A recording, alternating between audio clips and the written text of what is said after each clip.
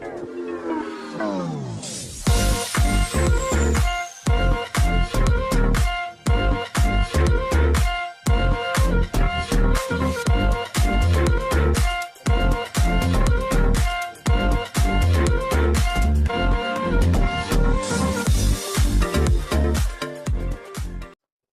semua, salam sejahtera Malaysia. Selamat datang ke channel Fels Lifestyle. Tuan-tuan dan puan-puan yang saya amat hormati sekalian, sebelum ini kita digemparkan dengan kes rasuah Jana Wibawa. Kita juga digemparkan selepas Muhyiddin Yassin yang akan berhadapan 7 pertuduhan di mahkamah, diikuti dengan bekas Ketua Penerangan Bersatu Wan Saiful Wanjan dan juga pemimpin Bersatu yang lain yaitu Adam Radlan. Nah, tuan-tuan dan puan-puan, yang terkini pula ada satu laporan ataupun satu artikel yang menyebut tangkapan Datuk Roy dan juga seorang pegawai SPRM. Ada juga yang kata yang berpendapat tangkapan ini adalah untuk melindungi anak kepada Tan Sri Muhyiddin Yassin, yaitu Fakhri Yassin.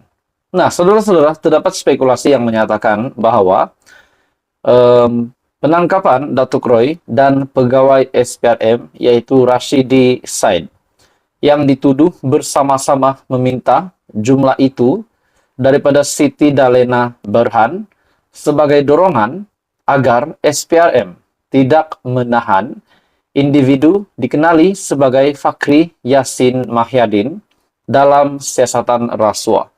Nah, adakah ini bermakna terbongkarlah rahasia kenapa anak Mahyadin tidak ditangkap?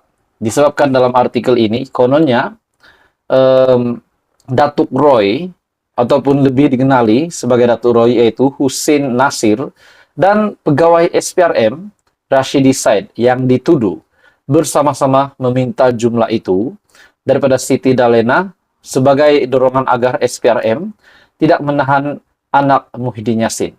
Di dalam satu artikel, Datuk Roy, pegawai SPRM, mengaku tak salah kes berkait Jana Wibawa. Seorang ahli perniagaan dan pegawai SPRM mengaku tidak bersalah di Mahkamah Session atas tuduhan meminta RM400.000 dalam kes dikaitkan dengan program Jana Wibawa. Husin Nasir yang lebih dikenali sebagai Datuk Roy dan pegawai SPRM Rashidi dituduh bersama meminta jumlah itu sebagai dorongan agar SPRM tidak menahan anak Muhyiddin Yassin. Mereka juga didakwa menerima RM240.000 daripada seorang individu yang bernama Syed Ahmad Al-Atas. Kesalahan itu didakwa dilakukan antara Februari dan Mac tahun ini. Kedua-dua tuduhan terhadap Rashidi dan Husin dibuat mengikut Section 16 dalam kurungan E Akta SPRM. Husin juga didakwa atas satu lagi tuduhan meminta rasuah. Meminta RM 2 juta daripada Dalena dan Syed Farid sebagai dorongan untuk meringankan tuduhan, meminda pernyataan saksi, dan mengurangkan jumlah ikat jamin dalam kes rasuah Adam Radlan, Adam Muhammad.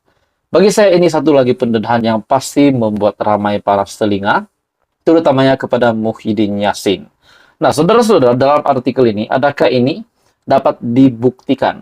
Menjadi persoalan ramai, adakah penangkapan Datuk Roy dan pegawai SPRM itu adalah memang benar untuk melindungi anak Tan Sri Mahyadin, di mana sebelum ini juga kita digemparkan dengan beberapa artikel ataupun beberapa pendedahan daripada SPRM berkaitan dengan ahli perniagaan yang bergelar Tan Sri dan bekas menteri kanan yang terlibat dengan salah laku. Nah, hari ini pula berkaitan dengan penangkapan Datuk Roy dan juga seorang pegawai SPRM yang melibatkan ataupun mengaitkan nama anak Tan Sri Muhyiddin Yassin.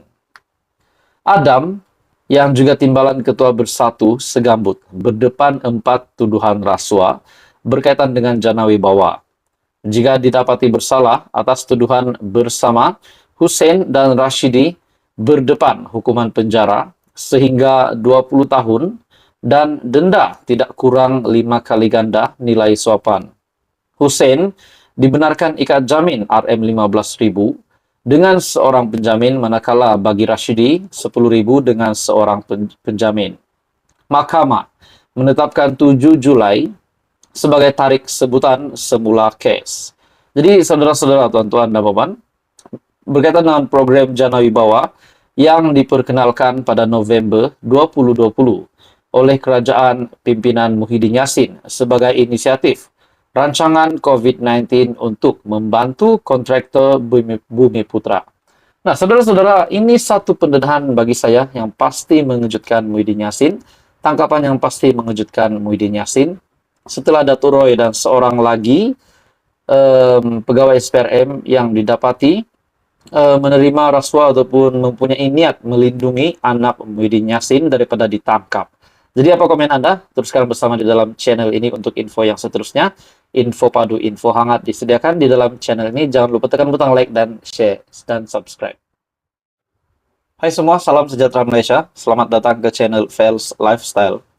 Saudara-saudara, tuan-tuan dan puan-puan, setelah kita digemparkan, kita dikejutkan dengan banyak permasalahan di Malaysia pada hari ini, banyak juga kecaman yang diterima oleh Perdana Menteri Datuk Seri Anwar Ibrahim. Banyaklah sangat berkaitan dengan kes rasuah lah, berkaitan dengan kes mahkamah antara ataupun kes saman, maafkan saya, ataupun saman Tun Mahathir terhadap Datuk Seri Anwar Ibrahim. Nah, ini satu lagi permasalahan yang benar-benar serius dan sudah pasti ingin rakyat ataupun seluruh rakyat Malaysia, yang terutamanya kepada yang terlibat dengan masalah air di seluruh Malaysia, akhirnya ini menjadi satu perhatian Perdana Menteri Datuk Seri Anwar Ibrahim, dan ini perlu diselesaikan secepat mungkin. Sudah pasti itu adalah hasrat rakyat. Namun kita percaya Datuk Seri Anwar Ibrahim akan menemukan penyelesaian yang terbaik untuk semua orang. Nah, hari ini pula satu keputusan yang tergempar pasti mengejutkan ramai. Akhirnya, berkaitan dengan isu air, Perdana Menteri jumpa Menteri Besar Kelantan dan Ketua Menteri Sabah minggu depan dalam artikel yang diterbitkan pada 25 Mei. Perdana Menteri Datuk Seri Anwar Ibrahim berhasrat untuk bertemu pimpinan Kerajaan Negeri Kelantan dan Sabah pada minggu hadapan bagi menyelesaikan isu bekalan air di kedua-dua negeri tersebut. Beliau berkata, dalam masa yang sama, satu pertemuan bersama Kementerian Sumber Asli, Alam Sekitar dan Perubahan Iklim (NRICC) serta Kementerian Kewangan (MOF) bagi membincangkan isu tersebut. Saya cuba ubah suai jadual untuk minggu depan. Begitu juga dengan Sabah, seperti mana saya sebutkan, saya sedang mengatur pertemuan dengan NRICC, MOF, dan Menteri Besar Kelantan. Katanya, ketika ditemui pemberita pada Muzakarah Ulama Umara sempena Festival Turat Islami Selangor. Terdahulu, beliau dilaporkan memberitahu akan mengadakan pertemuan bersama Ketua Menteri Sabah, Datuk Seri Haji Jinor, dan Menteri Besar Kelantan, Datuk Ahmad Yaakob, bagi mencari jalan untuk menyelesaikan masalah air di kedua-dua negeri itu. Perdana Menteri juga menjelaskan, kerajaan amat komited dalam mencari jalan kepada isu tersebut setelah mendapat input permasalahan daripada pemimpin negeri berkenaan berhubung masalah yang membelenggu kedua-dua negeri sejak sekian lama itu.